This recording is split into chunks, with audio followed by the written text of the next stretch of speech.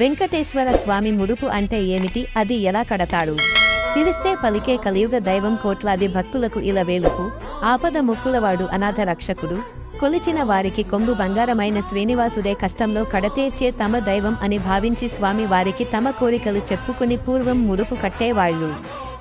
ఎటువంటి సమస్యలకు ఈ ముడుపులు కట్టాలి అంటే వివాహం కోసం, వ్యాపార వృద్ధి కోసం, పిల్లల కోసం, ఉద్యోగం కోసం, ప్రమోషన్ కోసం, ఇల్లు కానీ స్థలం కానీ కొనడం అమ్మడం కోసం, ఉద్యోగం పొందటం కోసం, అనారోగ్యంతో ఉన్నవారికి బాగవ్వాలి అని, పంట నష్టం కలగకుండా చేతికి రావాలి అని, ఆటంకంగా ఉన్న నిర్మాణం పూర్తి కావాలని, ఇటువంటి సమస్యలు ఉన్నవారు ఆ శ్రీనివాసునికి ముడుపు కడతాడు. ముడుపు ఎలా కట్టాలి?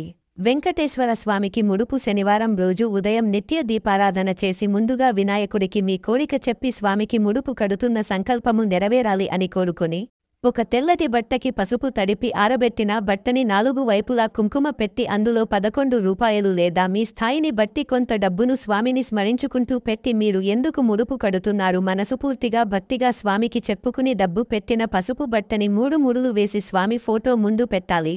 కోరిక తీరాక ముడుపుతో దర్శనంకి వస్తాను అని ముందే మాటివ్వాలి.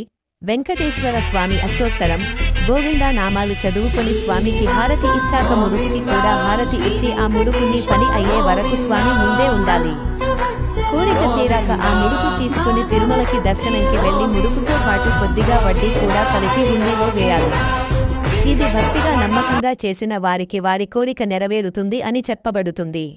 సర్వేజన సుఖినో భవంతు.